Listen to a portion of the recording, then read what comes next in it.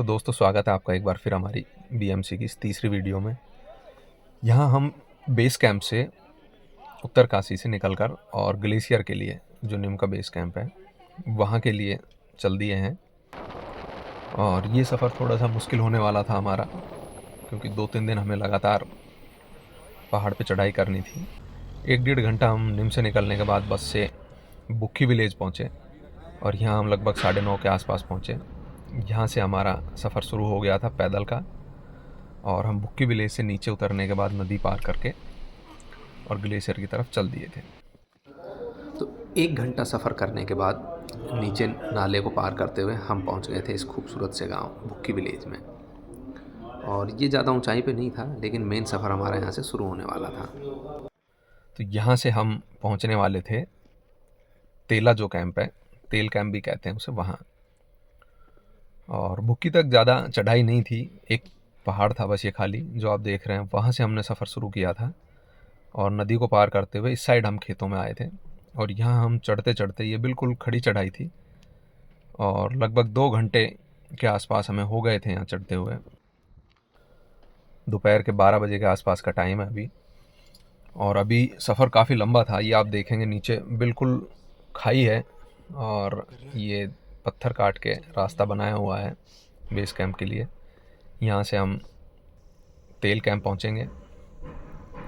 तो ये जो सफ़र था हमारा काफ़ी मुश्किल रहा, क्योंकि जो चढ़ाई थी बिल्कुल खड़ी थी और सभी के पास अच्छा खासा लगेज। 1:30 बजे के आसपास हम यहाँ लंच के लिए रुके। लंच हम पैक करके लाए थे। लंच हो रहा है, 7 स्टार बैठे हुए हैं। और खाना जो था हम यहाँ पूरी खा रहे थे। पूरी थे, आलू की सूखी सब्जी थी, लेकिन वो हमें इतनी बेहतरीन लग रही थी कि जैसे हम बहुत अच्छे होटल में या किसी रेस्टोरेंट में बहुत अच्छा खाना खा रहे हैं। क्योंकि 3-4 घंटे चलने के बाद हम बहुत थक गए थे। तो लगभग आधा पौना घंटा रुकने के बाद हम फिर वापस यहाँ से चल दिए, इसी उम्मीद में कि जल्दी हम कैंप में पहुँचने वाले हैं जो तेल कैंप है।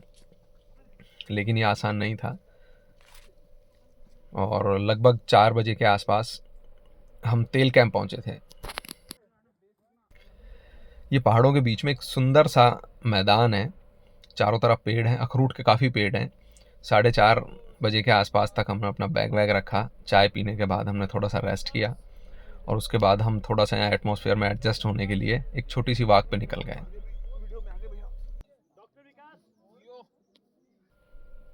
चारों तरफ पहाड़ियाँ हैं यहाँ और बहुत ही खूबसूरत सा नज़ारा, बिल्कुल ग्रीनरी है, निर्जन जगह है, कोई रहता नहीं है यहाँ पे।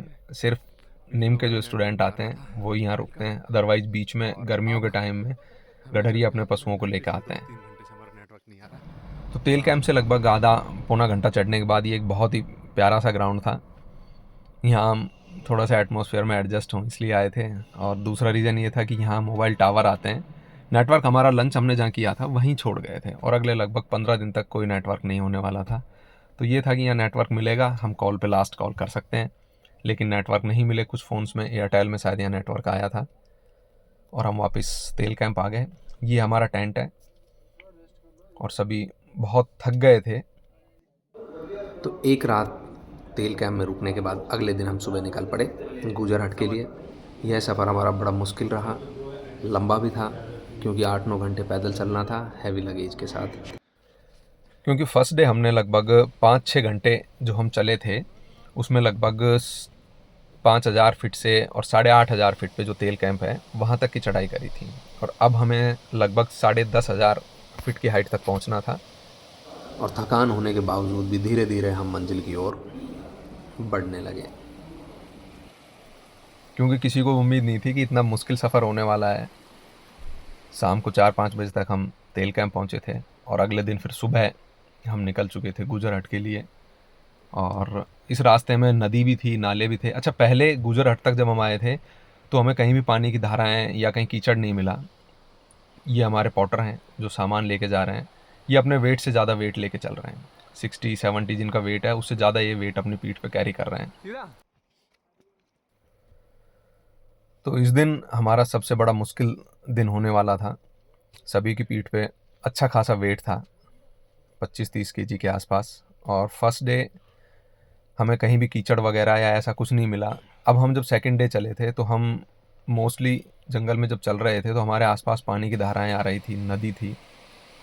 ये जो सामने देख रहे हैं कि इस तरह के छोटे नाले थे, ज़्यादातर जगह कीचड़ था, फिसलन थी, काफ़ी लोग गिरे भी और फिर खड़े होकर चलना था। तो इस तरीके से कुछ लोग जो थक गए थे या जो ज़्यादा परेशान थे पीछे रह गए थे, कुछ लोग आगे निकले और एक एक कदम उठाना बड़ा मुश्किल हो रहा था। आप वीडियो में भी देख सकते हैं कि जहाँ ढलान है वहाँ हमारी स्पीड एवरेज हो जाती है, थोड़ी ठीक हो जाती है, और जहाँ चढ़ाई है वहाँ बड़ी मुश्किल से पैर उठते हैं। तो इस सफ़र को पूरा करते हुए हम शाम के 2-3 बजे के आसपास जंगल के लगभग किनारे पे पहुंच गए थे और यहाँ हमें ये स्नोफॉल, फ्रेश स्नोफॉल जो है दिखने लग गया था। तो 8 बजे का जो हमारा सफ़र था वो लगभग 2 बजे 3 बजे के आसपास तक बड़ा मुश्किल भरा हो गया था और अब ये लग रहा था कि बस जल्दी से गुजर आ जाए और हम रेस्ट करें। बस इसी उम्मीद में थोड़ा सा हमें लग रहा था, सामने हम देख रहे थे कि हाँ थोड़ी हाइट पे हम पहुंच रहे हैं और हमें बर्फ़ दिखने लगी थी कुछ जगह। ये फ्रेश स्नोफॉल था तो इससे लग रहा था कि हम बेस के नज़दीक ही पहुंच गए हैं गुजरात। ये जंगल में बड़े बड़े पेड़ हैं, गिर जाते हैं फिर यहीं गल जाते हैं, फिर नया पेड़ उग जाता है। तो काफ़ी मुश्किल सफ़र था, कुछ लोगों को चोट भी लगी, कहीं फिसल गए, किसी को ऑक्सीजन की समस्या है, कुछ लोग थक गए थे। बहुत ज़्यादा ऑक्सीजन लेवल की बड़ी समस्या होती है क्योंकि जैसे जैसे आप हाइट पे जाते हैं, लेकिन अब सफ़र तो पूरा करना ही था। तो हम धीरे धीरे ये जंगल को पार करके, ये आप सामने देख सकते हैं, ये पहाड़ हमें दिखने लगे थे। ये जंगल यहाँ ख़त्म हो गया था और कुछ ऐसा नज़ारा था। जब ये सामने नज़ारा हमने देखा तो हमें लगा हम जन्नत में आ गए हैं। सामने पहाड़ दिख रहे थे, उसी तरफ हमें कहीं जाना है और बादल नीचे आए हुए थे, स्नोफॉल हो रखा था आगे पहाड़ों पे। जंगल था इसलिए यहाँ थोड़ा कम था और इस तरीके से हमें सामने जाना था। ये हमारे कुछ साथी आगे जा रहे हैं, ये सामने भी देख सकते हैं आप, और आगे ये जो पेड़ हैं उधर ही हमारा कैंप था। तो इस तरीके से हम लगभग शाम के 4 बजे गुजर हट के आसपास पहुंच गए थे। ये गुजर हट है, यहाँ गुजर जनजाति के जो लोग हैं गर्मियों में अपने पशुओं को, मवेशियों को लेके आते हैं, तो वहाँ कुछ हट बनी हुई है इनकी, तो इसलिए इस जगह को गुजर हट कहते हैं। गुजर हट पहुँचने के बाद हमने थोड़ा रेस्ट किया चाय वाय पीने के बाद, और हम निकल गए फिर एक छोटी सी वॉक पे, जिससे हम एडजस्टमेंट कर पाएँ एटमॉस्फेयर में, ऑक्सीजन लेवल हमारा नॉर्मल हो। तो ये गुजर हट है, सामने आप देख रहे हैं छोटी सी। आजकल गुजर जनजाति के लोग भी टेंट लेके आते हैं और वो अपना 2-3 महीने रुकते हैं, फिर वापस नीचे आ जाते हैं। ये कोई लेक है पुरानी, चारों तरफ से घिरी हुई है, पानी काला था इसका, और यहाँ कुछ मान्यताएं हैं कि लोकल लोग यहाँ के कुछ ओकेज़न पे पूजन करते हैं। तो रात भर गुजर हट में निकालने के बाद अगले दिन हमें जाना था निम के बेस कैंप में। काफ़ी अच्छा रहा यहाँ, और हमें यहाँ गुजर हट में एक रात और गुजारनी थी। आज हम बेस कैंप जाएंगे और फिर वहाँ से वापस आके फिर रात में यहीं रुकेंगे। तो 2 रात का स्टे हमारा यहाँ है। उसके बाद हम लगभग अगले 10 दिन जो है बेस कैंप में रहेंगे। तो तीसरे दिन हमारे सफ़र के हम गुजर हट से निकल चुके थे निम के बेस कैंप के लिए। डिस्टेंस ज़्यादा नहीं था, ये आप सामने देख सकते हैं जो बर्फ़ दिख रही है, हमें वहीं पहुंचना था, लेकिन इस हाइट तक पहुंचने में हमें लगभग 2.5 घंटे 3 घंटे लग गए थे।